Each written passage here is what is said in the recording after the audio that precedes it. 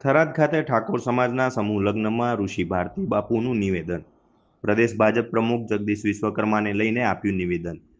આપણે ત્યાં નારીને વંદન કરીએ છીએ અને આવું નિવેદન સાંભળી મને દુઃખ થયું અને ખોટી વાત થાય એનો વિરોધ પણ કરીશ। અમુક પાર્ટીના પ્રમુખોને બોલવાનું ભાન નથી। કોઈ પાર્ટીનો પ્રમુખ એવું કહે કે ગેનીબેનના સાડીના પલ્લુમાંથી સીટો ખેંચી લાવ્યા। તમે કોઈ નારી શક્તિના પાલવ સુધી હાથ નાખી શકો તે કેવો અભદ્ર વ્યવહાર કહેવાય। આ બાબતને લઈને માતૃશક્તિએ વિરોધ કરવો જોઈએ। એક નારી શક્તિના તમે કડ સુધી હાથ મારો તો તમારી માનસિકતા દુશાસન કરતા પણ વિશેષ નથી, સમજાય છે ને? દુશાસન જેવા સાબિત થાવ છે। એટલે આવા લોકો કોઈ પણ પાર્ટીમાં હોય, નીચ નાલાયકો હોય, એને એનો વિરોધ જરૂર બધાય કરજો।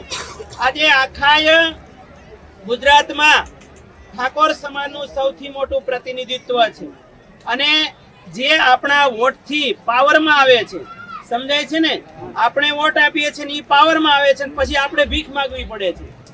એટલે બહુ વિચારજો, બરાબર? બે કામ ખાસ કરજો। ગુજરાતમાં જેટલા સંગઠનો ચાલે છે એ બધા જ સંગઠનો બધા એક થજો। જો આપણી ભારતીય પરંપરા યત્ર નાર્યસ્તુ પૂજ્યંતે રમંતે તત્ર દેવતાઃ, આ પરંપરામાં માનનારી રહી છે। કોઈ પણ ક્ષેત્રના વડા હોય ત્યારે નારી શક્તિ વિશે આવું સ્ટેટમેન્ટ આપે એને હું સખત વખોડું છું અને ભવિષ્યમાં આવા કોઈ પણ નેતા હોય એવા સ્ટેટમેન્ટ ક્યારે ન આપવા જોઈએ।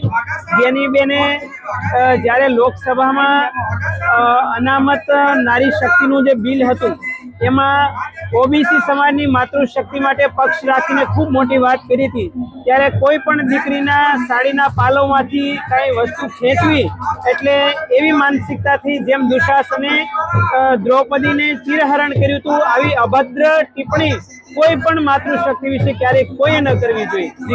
જી।